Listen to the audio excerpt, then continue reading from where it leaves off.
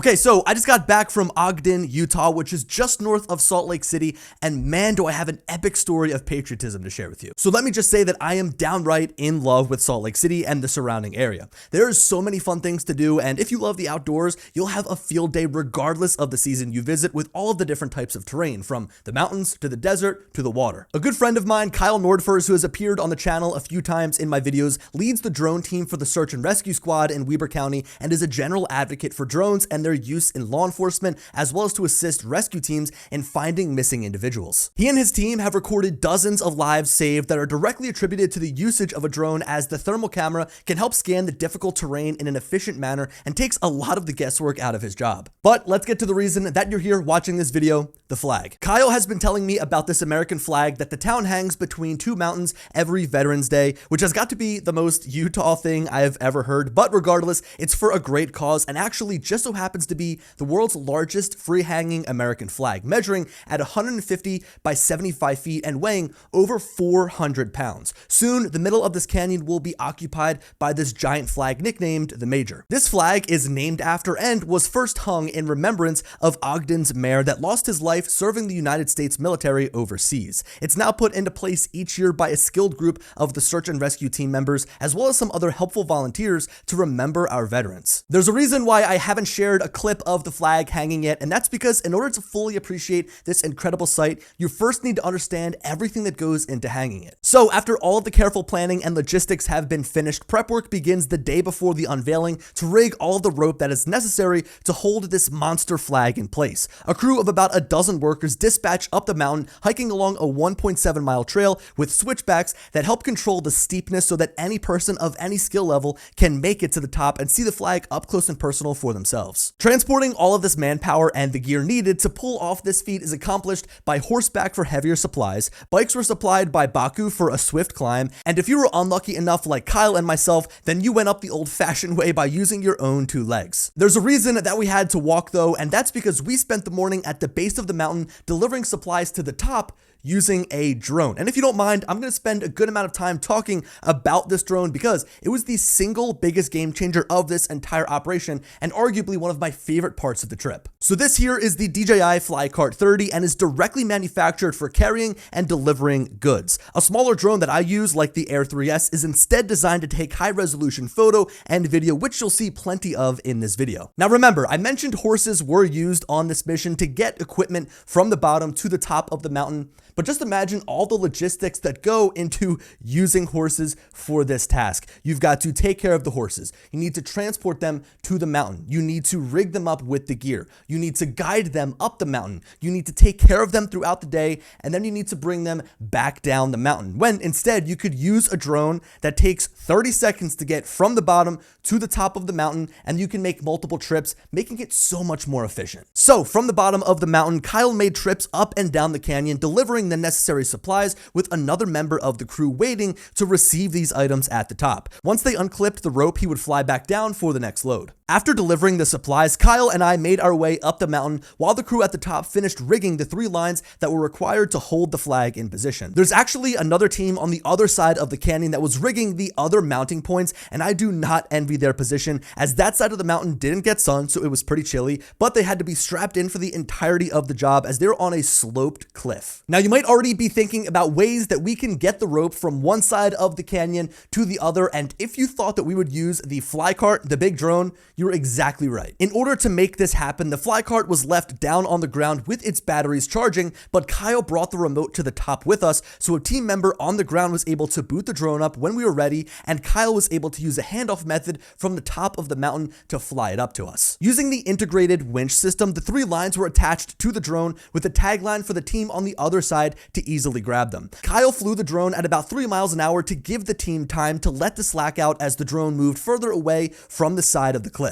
Now, even though this was the first year using this specific drone to get the lines from one side of the mountain to the other, this wasn't the first year that a drone was used to transport them, as in previous years, they used a smaller drone that instead could only carry one of the lines at a time, which, as you can imagine, took way longer than being able to transport all of them at once. It made the entire job way more efficient. This drone, however, the fly cart made slight work of this task and effortlessly dropped it off to the team members on the other side to finish the rigging process. After the lines were inspected, the areas were cleaned and prepped for the flag to be hung the following day, and the fly cart was put back to work even more to drop supplies off down to the base of the mountain. As you can tell, the fly cart was the star of the show on that first day, being able to easily transport heavier supplies from the base of the mountain to the top and vice versa, but on day 2, it would be all about the manpower of our volunteers. So in order to get this flag to the top, it was wrapped in a massive case and manually carried up by about 100 people over their shoulder. Yes, the hike that I complained about doing with my little backpack was completed by these helpful volunteers to carry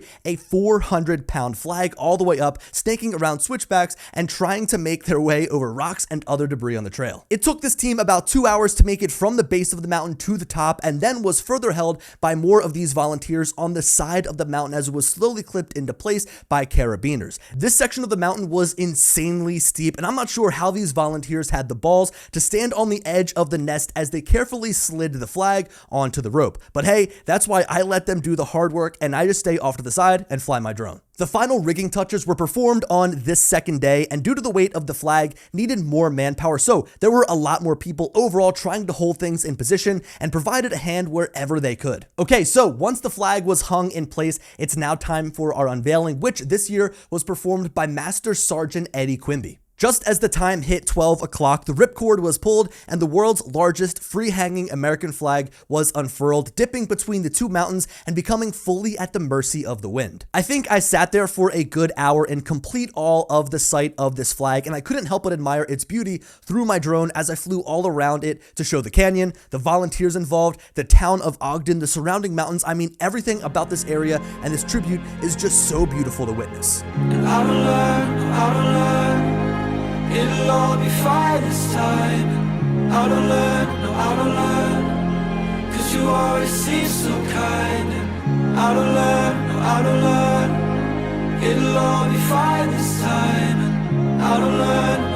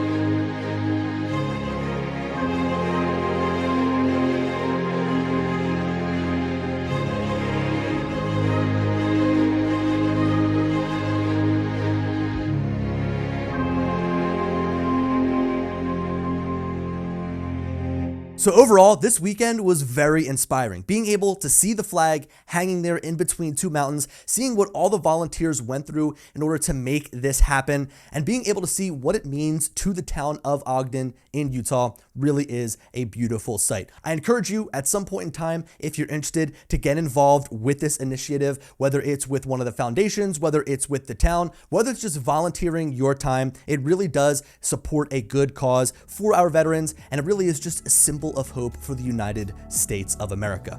Thank you guys so much for watching. Hope you enjoyed the story, and as always, I'll talk to you later. Peace.